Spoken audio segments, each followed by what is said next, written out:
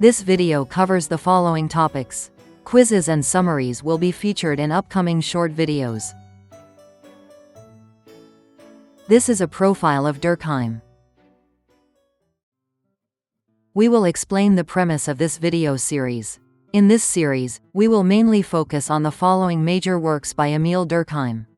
First, here is the overall structure of Durkheim's The Division of Labor in Society.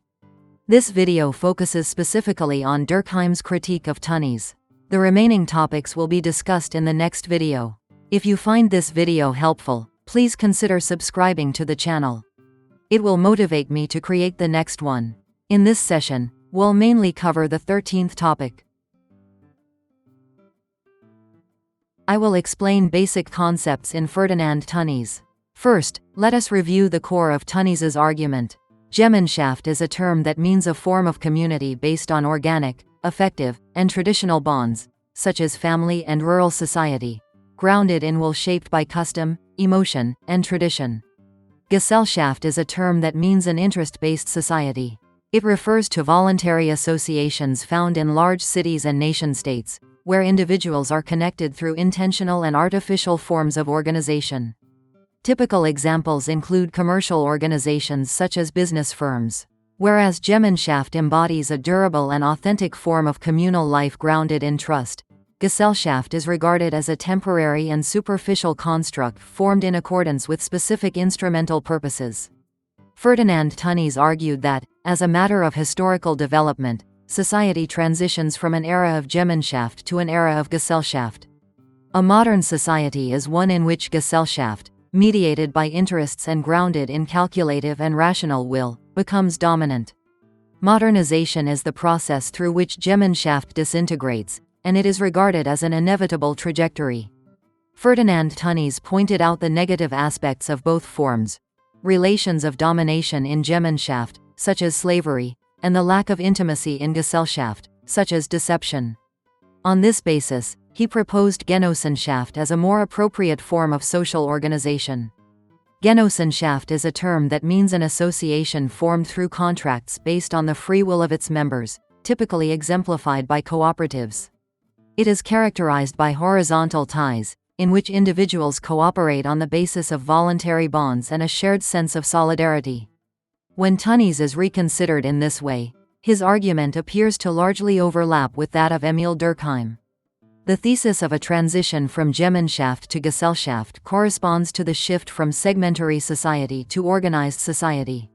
Furthermore, the proposal to reconstruct Genossenschaft in response to the perceived crisis of social change corresponds to Durkheim's argument for the reconstruction of intermediate groups. However, the idea of reconstructing intermediate groups was not unique to these thinkers. It had also been advocated by others, such as clericalists who emphasized the authority of the Church. I will explain Putnam's critique of Tönnies. Tönnies places a strongly positive valuation on Gemeinschaft, describing it as an authentic form of communal life, while he portrays Gesellschaft in negative terms as a merely temporary and superficial form of social coexistence. In other words, he advances a normative position that the warm and solidaristic ties characteristic of Gemeinschaft are more fundamental and genuine.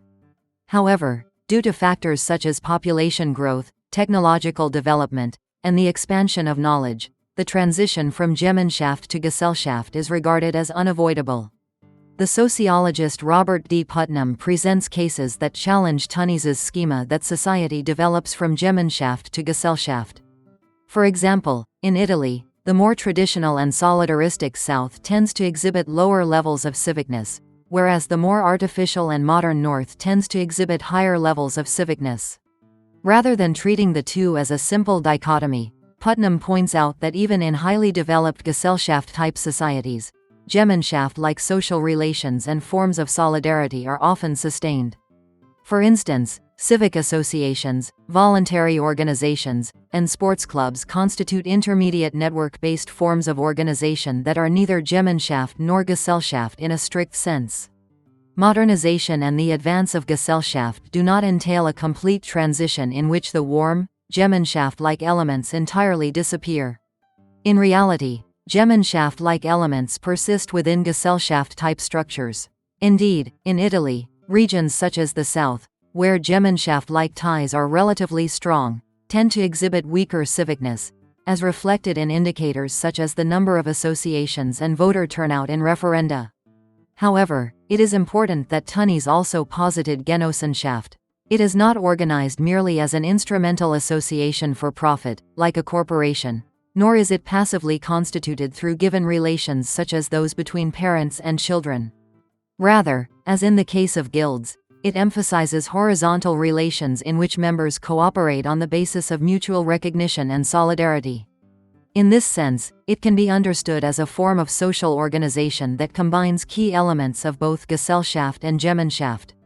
If we consider cases in which Gemeinschaft-like elements are adapted to the conditions of Gesellschaft-type life, we can coherently understand situations such as northern Italy, where Gesellschaft has advanced while strong elements of civil society are maintained. What is crucial here is that Gemeinschaft-like elements have two distinct aspects: those that hinder the development of Gesellschaft and those that are compatible with it. Without distinguishing between these, it becomes difficult to understand how Gemeinschaft-like characteristics can persist within Gesellschaft. I will explain Durkheim's critique of Tönnies. Emile Durkheim criticizes Tönnies by arguing that, while he largely accepts Tönnies's analysis of Gemeinschaft, he cannot accept his analysis of Gesellschaft. This is because Tönnies focuses predominantly on the negative aspects of Gesellschaft and fails to recognize its positive dimensions. In addition, he does not adequately address the common features shared by these two forms of social organization. The perspective of focusing only on the negative aspects while neglecting the positive ones can later be connected to Jürgen Habermas's more positive reassessment of modern rationalization, particularly in terms of communicative rationality. It is also possible that Tönnies's orientation as a socialist contributed to Durkheim's critique. One can reasonably infer, in a simplified manner, that Gesellschaft tends to be viewed primarily in negative terms because it is associated with the characteristics of a capitalist society that ought to be overcome, in favor of a socialist society in which cooperation and equality are primary. Put very roughly, Tönnies treats Gesellschaft as merely an economic aggregate and, in doing so, overlooks its moral characteristics and positive aspects. Both Gesellschaft and Gemeinschaft can function in similar ways insofar as they generate social integration and bonds among individuals. To quote Durkheim, it is mistaken to oppose a society arising from a community of beliefs to one based on cooperation, recognizing only the former as possessing moral characteristics while viewing the latter merely as an economic aggregate. Tönnies also conceived Genossenschaft as a form that integrates elements of both Gemeinschaft and Gesellschaft, so it is not entirely inaccurate to say that his position approaches that of Durkheim. Without taking into account the idea of Genossenschaft, his argument may appear overly simplistic, as if it focused only on the negative aspects of Gesellschaft.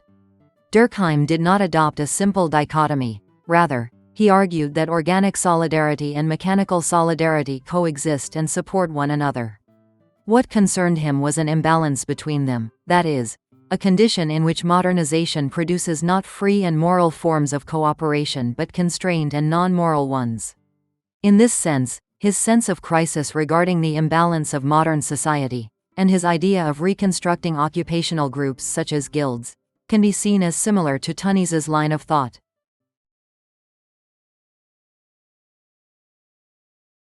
Please subscribe to the channel and give us a thumbs up.